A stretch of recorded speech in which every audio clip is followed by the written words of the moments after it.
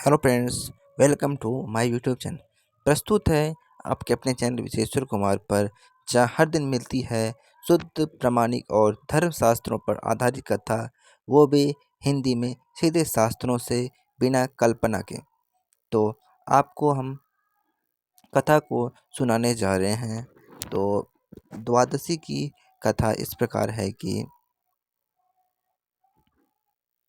हिंदू पंचांग के अनुसार द्वादशी तिथि प्रत्येक पक्ष की 12वीं तिथि, शुक्ल पक्ष की द्वादशी तिथि विशेष रूप से वैष्णव धर्म परंपरा में अत्यंत महत्वपूर्ण मानी जाती है। इस तिथि का संबंध भगवान श्री हरि विष्णु से होता है। विशेषतः श्रावण शुक्ल द्वादशी का व्रत अत्यंत पुण्यदायक एवं फलदायी माना गया है, क्योंकि यह पवित्र श्रवण मास में आता है, जो स्वयं महादेव शिव का प्रिय महीना है। परंतु इस द्वादशी में विष्णु उपासना का विशेष महत्व है। इस दिन का व्रत करने से भी पापों का क्षय होता है तथा मोक्ष प्राप्ति की और मार्ग प्रशस्त होता है। यह व्रत सौम्यता और संयम, भागवत प्रेम को पुष्टि करता है। ब्रह्म पुराण के उत्तरखंड में श्रवण शुक्ल द्वादशी की कथा का विस्तृत वर्णन है। इस कथा में राजा महाबल का चरित्र वर्णित है, जिन्होंने इस व्रत का पालन कर परम गति प्राप्त की।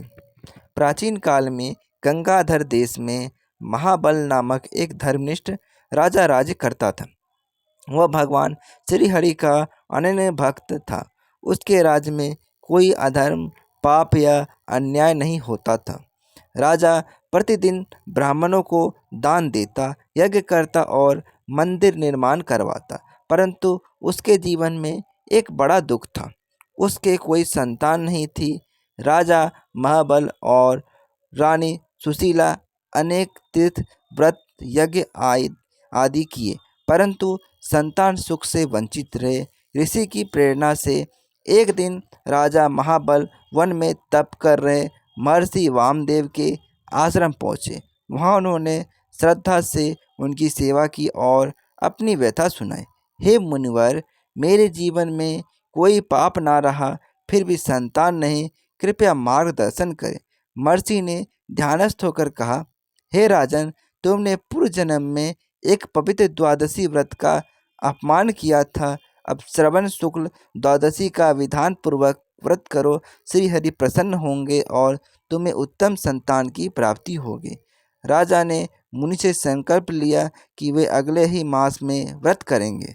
व्रत का आरंभ और पूजन अगले श्रवण मास में शुक्ल पक्ष की द्वादशी तिथि पर राजा महाबल ने रानी राज्यवासियों सहित उज्जैनी के तट पर स्थित गंधवती सरोवर के समीप व्रत रखा। राजा श्री हरि विष्णु की सोने की मूर्ति बनवाई, तुलसी के पौधे से पूजा की और 108 दीपों से आरती की। उन्होंने उपवास किया, ब्राह्मण भोज किया और मंदिर में श्री विष्णु सहस्त्र नाम का पाठ कराया। भगवान विष्णु का दर्शन और वरदान। रात्रि के तीसरे पहर में जब राजा विष्णु स्तुति कर रहे थे, तब उनके सम्मुख स्वयं विष्णु चतुर्भुज रूप में प्रकट हुए। वे गरुड़ पर आरूढ़ थे। उन्होंने हाथों में शंख, चक्र और गदा पद्म सुशोभित थे। राजा महाबल ने दंडवत प्रणाम किया और भगवान बोले, हे राजन, तुमने जो द्वादशी व्रत श्रद्धापूर्वक किया है, उससे मैं प्रसन्न हूँ। तुम्हारे पूर्वज भी नरक से मुक्त हो गए हैं। तुम्हें उत्तम तेजस्वी पुत्र की प्राप्ति होगी, जो स्वयं विष्णु का अंश होगा। संतान की प्राप्ति और राज्य का उत्कर्ष। कुछ महीनों पश्चात रानी सुशीला ने एक तेजस्वी बालक को जन्म दिया, जिसका नाम धर्मसेन रखा गया।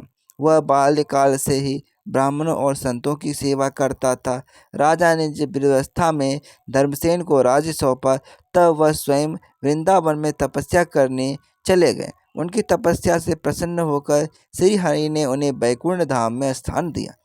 अन्य ग्रंथों में द्वादशी के संदर्भ में अन्य कथाएं भी हैं। स्कंद पुराण में द्वादशी को हरिवास रति गोचर कहा गया है, अर्थात यह तिथि भगवान हरि के अत्यंत समीप है।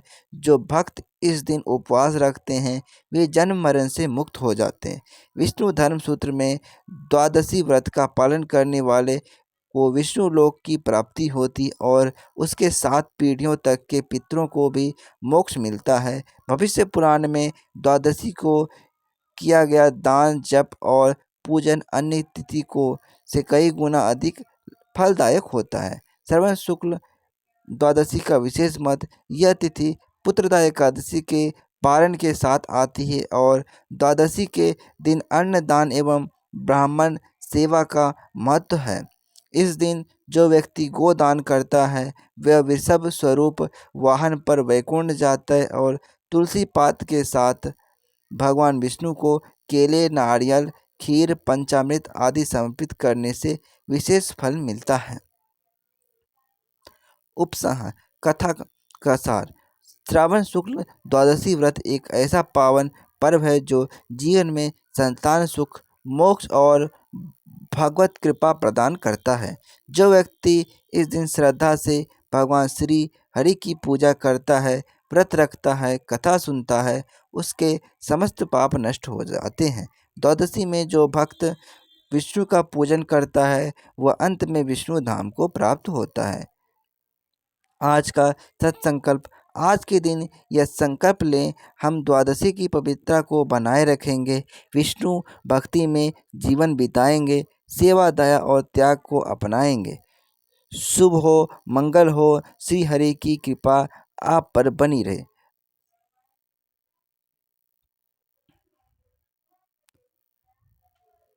यदि आपको यह श्रावण शुक्ल द्वादशी व्रत कथा ज्ञानवर्धक और प्रेरणादायक लगी तो कृपया इस वीडियो को लाइक और शेयर करें। चैनल को सब्सक्राइब कर जरूर। हर दिन आपको यही मिलेगी धर्म ग्रंथों पर आधारित पवित्र और विस्तृत हिंदू धर्म कथाएं, वो भी आपकी तिथि और आपके कहने पर। जय श्री हरि।